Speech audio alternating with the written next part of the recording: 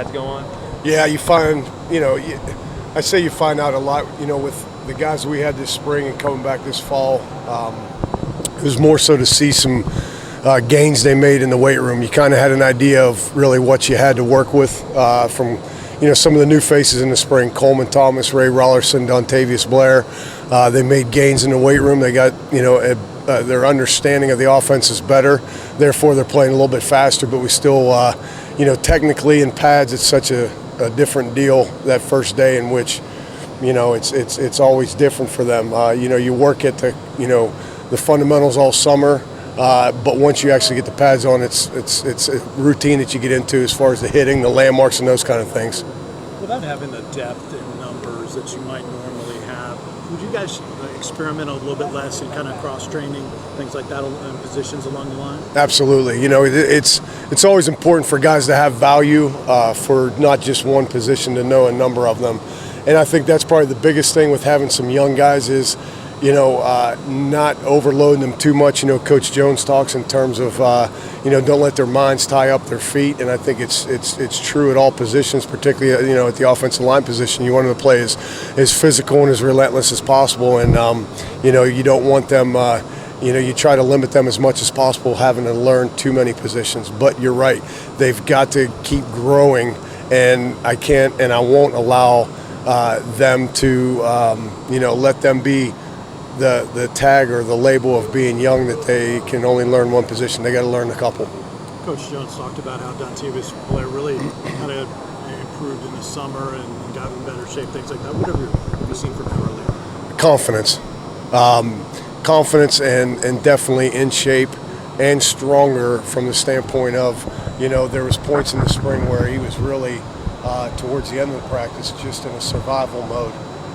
Now he's in, as I told him after the first practice, I said, you're being coachable towards the end of practice. You don't have that far away look like, So it was great because in the spring it gave him a chance to really set the bar for knowing, hey, I don't ever want to feel like this again. So he did a great job as our strength coach, strength program always does as far as getting our guys in shape. So he's made some strides. What about Coleman Thomas? Gives him the skill set that you want him on the right side, where you predominantly kept him on the right side of the right tackle? He's, there were some things today that were really positive with him, and I think he's playing a lot faster.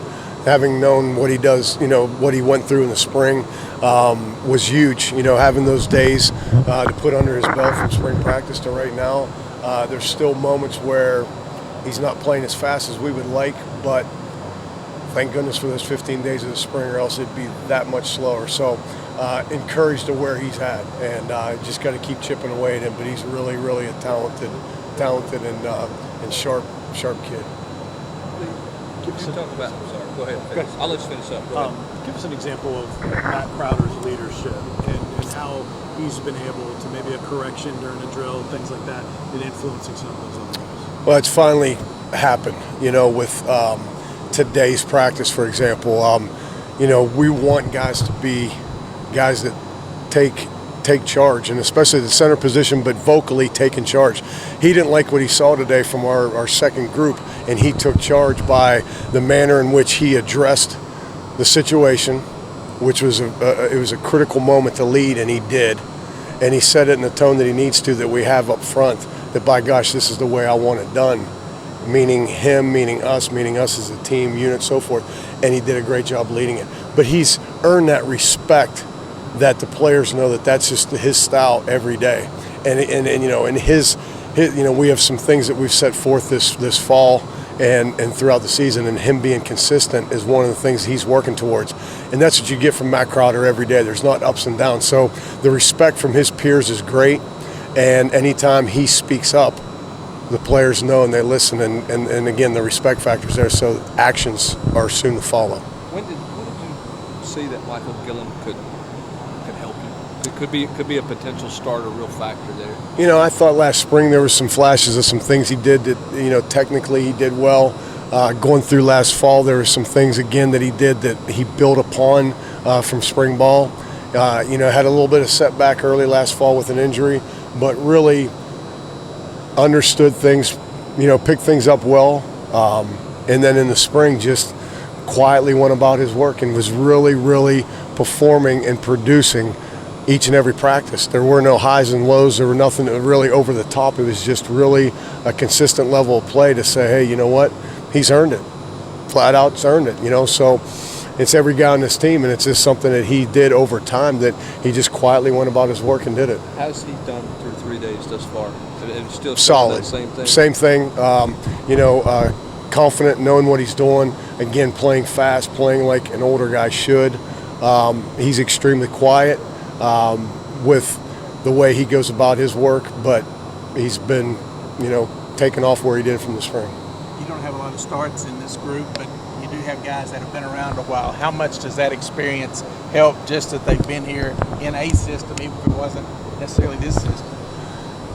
You know, it's good. It's one in which, you know, again, there's not a whole lot of starts under our belt. What I do like is, again, talking about Matt Crowder and talking about Marcus Jackson are two guys that have had some playing time, have had a start, and again, their work and their day in and day out attitude and approach is one in which the group follows. And so, you know, last year we had a bunch of guys, and you know, there's a bunch of them. Now there's only just a couple, so that's good. It's all, you know, and how we approach and how we look at it. There's really two voices right now. Those two guys are the bell cow, in which this is the way things we want done by the group, how we do things, how we work, meetings, off the field, walk through, whatever it is. So those are the two voices, and that's it. But the other guys are responding well to it, and we got a long ways to go.